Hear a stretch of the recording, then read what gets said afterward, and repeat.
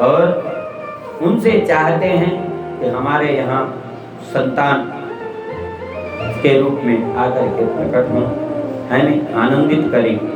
इस तरह से तपस्या की।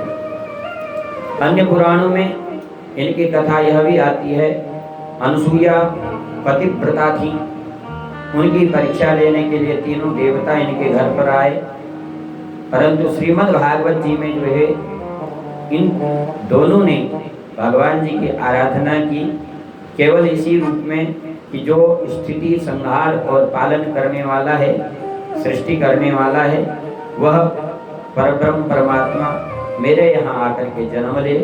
जब इस तरह से उन्होंने प्रार्थना की तो तीनों देवता प्रकट हुए। अब तीन देवता जब सामने प्रकट हुए तो अत्रि महाराज और अनुसुईया ने कहा, हमने तो केवल एक देवता सोचा था, आप तीन कैसे प्रकट हो गए, तीन रूपों में कैसे आए? तो उन्होंने कहा, देखो इस सृष्टि का संचालन करने के लिए हम तीनों ही इसमें सहायक हैं। ब्रह्मा जी सृष्टि करते हैं, विष्णु भगवान जो है पालन करते हैं, और शिव मैं स्वयं जो है संहार करता हूँ। तो आपने तीनों का ही स्मरण किया, इसलिए हम लोग तीनों ही आपके पास आए हैं, मांगो क्या चाहते हो। उन्होंने कहा, महाराज हम तो यही चाहते हैं कि हमारे यहाँ पर जो है आप जैसी संतान उत्पन्न हो।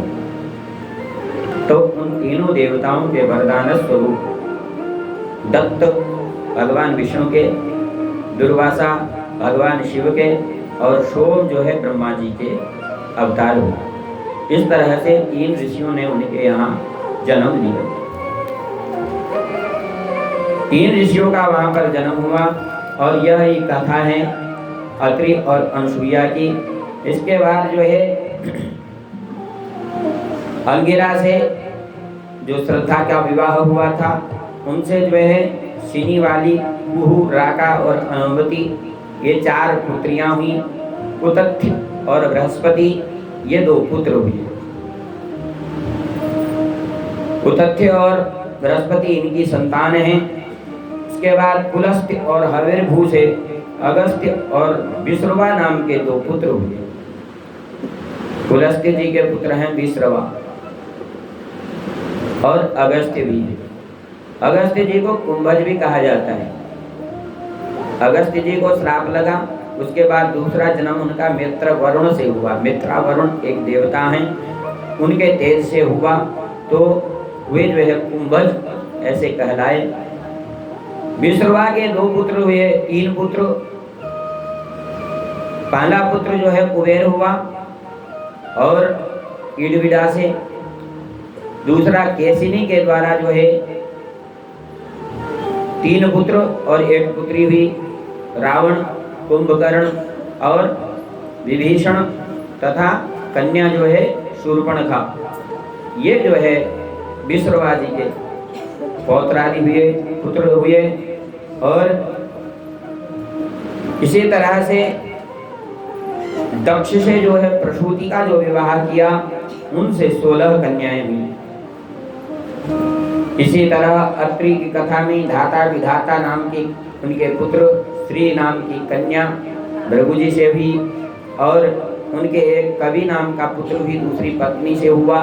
कवि के जो है शुक्राचार्य हुए, अथर्वा ऋषि के दधीचि हुए, पुलह के 3 पुत्र हुए, क्रतु के जो है 60,000 बाल खिल्यादि ऋषि हुए, और वशिष्ठ जी के 7 पुत्र हुए।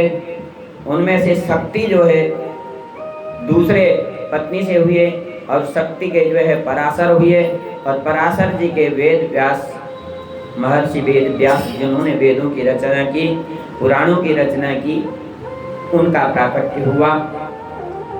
इस तरह से इन कर्दम ऋषि के पुत्रियों का जो वंशानुक्रम है मैंने आपको सुनाया।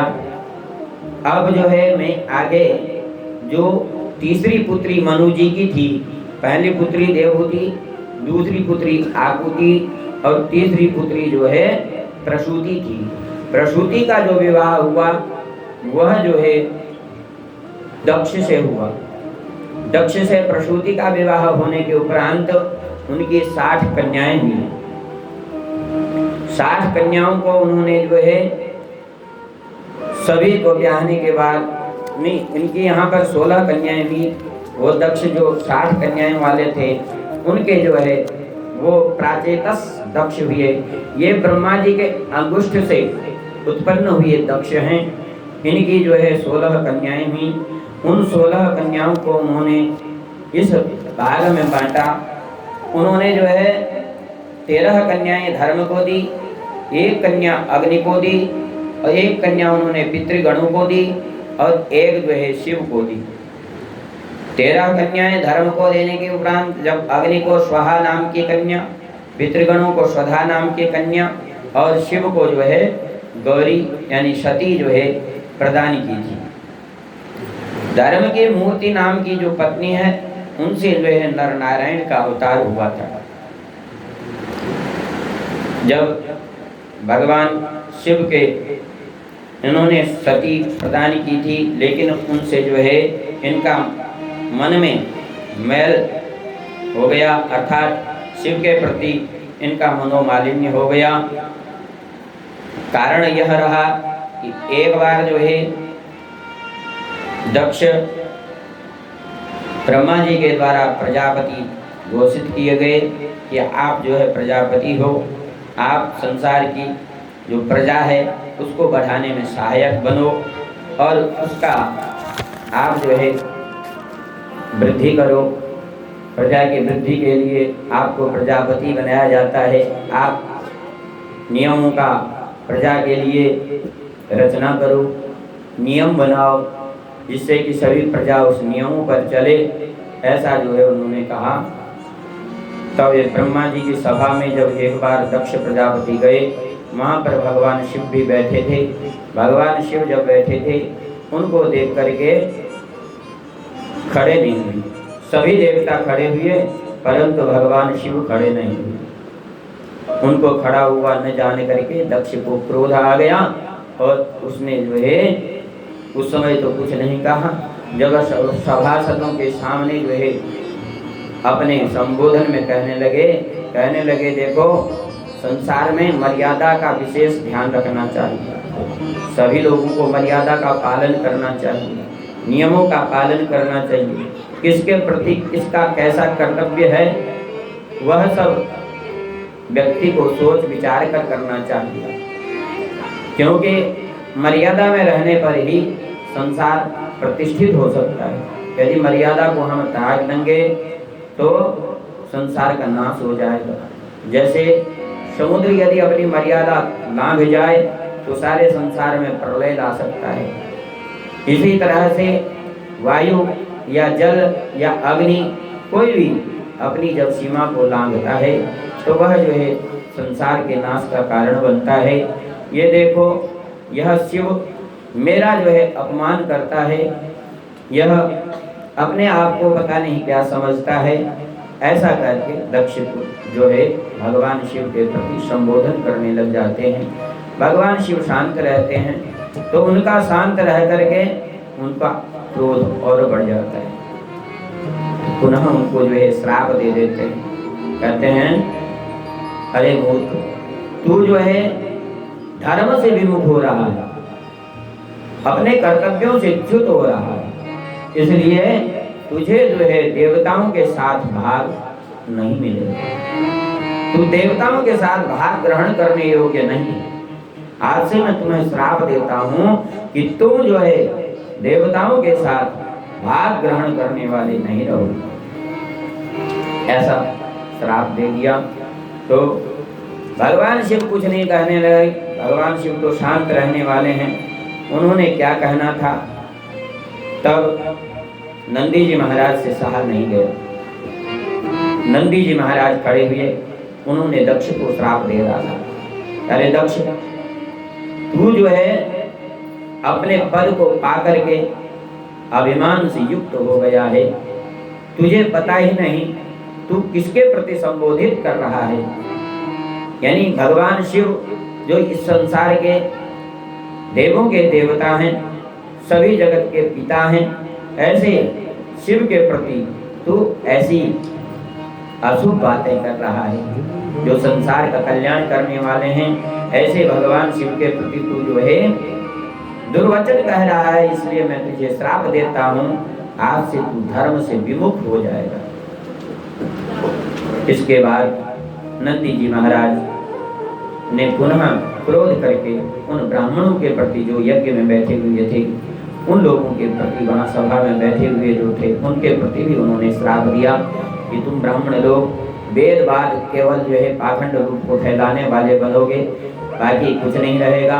तो भृगु जी ने इधर श्राप दिया कि तुम जितने भी शिव गण हो, सारे जो है अपने आप को कापालिक और भस्म लगाने वाले और नाना प्रकार से नंग धड़ंग घूमने वाले और मर्यादा से रहित हो जाओगे। इस तरह से भृगु जी ने श्राप दिया।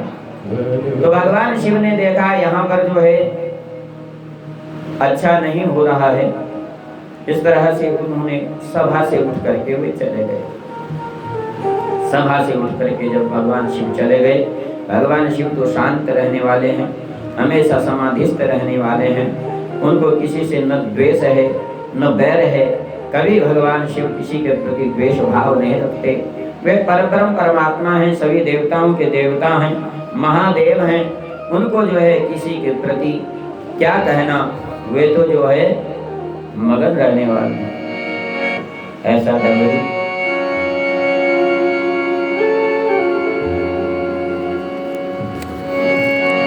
ऐसा डमरू बजाया भोलेनाथ रे, सारा कैलाश पर्वत मगन हो गया। ऐसा डमरू बजाया भोलेनाथ रे, सारा कैलाश पर्वत मगन हो गया। सारा कैलाश पर्वत मगन हो गया, सारा कैलाश पर्वत मगन हो गया।